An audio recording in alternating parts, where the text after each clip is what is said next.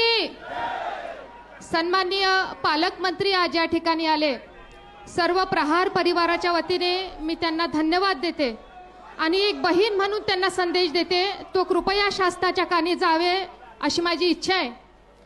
कालच्या विमान दुर्घटनेनं हा करोडोचा देश जसा मनापासून हादरला, तसा तो लाखो शेतकऱ्यांच्या आत्महत्येने पण एकदा मनापासून हादरला पाहिजे, हे अतिशय आवश्यक आहे। बच्चू कडू वारंवार आंदोलन करते हे शासनाला माहिती आहे आणि माननीय महसूल मंत्र्यांनी ते या ठिकाणी म्हटलं तर सुद्धा की बच्चू भाऊ तुम्ही पुन्हा सुद्धा आंदोलनाला बसू शकता, पण तुमची बहीण म्हणून तुम्हाला सांगते चंद्रशेखर भाऊ, एक लक्षात घ्या की कोण्याही आंदोलकाला आंदोलन हे सोपं नसतं। लक्षात घ्या, तुम्ही एक दिवस उपवास केला, माननीय देवेंद्रजींनी एक दिवस उपवास करावा आणि मग आमच्या अमृता वहिनींची काय स्थिती होते हे पाहावी, हे लक्षात घ्या।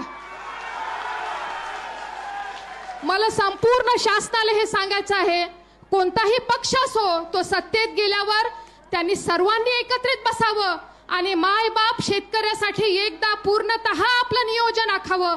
मग तो कांदा उत्पादक असावा, तो कपाशीचा उत्पादक असो, तो ऊसाचा उत्पादक असो, त्या प्रत्येक शेतकऱ्याला त्याला आनंदाने जगता यावं असं नियोजन करण्याची कोणतीही अक्कल भारतीय राजकारणाला राहिली नाही का, असा प्रश्न इथे पडतोय।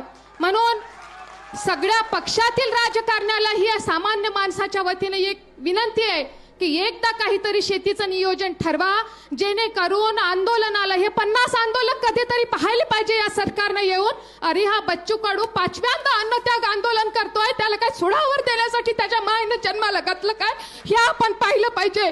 जो कोणी आंदोलन सामान्य माणसासाठी या जनतेत करणार आहे त्याचा पीड पीड तुटतो, त्याचा कार्यकर्ता मरतो, त्याचं कुटुंब सुद्धा मरतं। आणि म्हणून शासनानं स्वतःची गेंड्याची कातडी बाजूला ठेवून, कोणताही शासन असेल, आज भाजपचं असेल, उद्या काँग्रेसचं असेल, या सामान्य माणसाच्या आणि शेतकऱ्याच्या प्रश्नासाठी, या दिव्यांगाच्या प्रश्नासाठी सगळे पक्ष आणि जातपात दूर ठेवा, आपला स्वार्थ दूर ठेवा आणि कधीतरी या मातीच्या माणसासाठी एकदा नियोजन करा आणि त्याची अंमलबजावणी करा, ही विनंती आहे। यापुढे खबरदार का बच्चू कडूला अन्नत्याग आंदोलनाला कोणी फाशी पाडला तर लक्षात ठेवा, प्रहारचा कार्यकर्ता संपूर्ण मंत्रिमंडळाला अन्नत्याग करायला लावेल, हा प्रहारच्या वतीने शब्द आहे।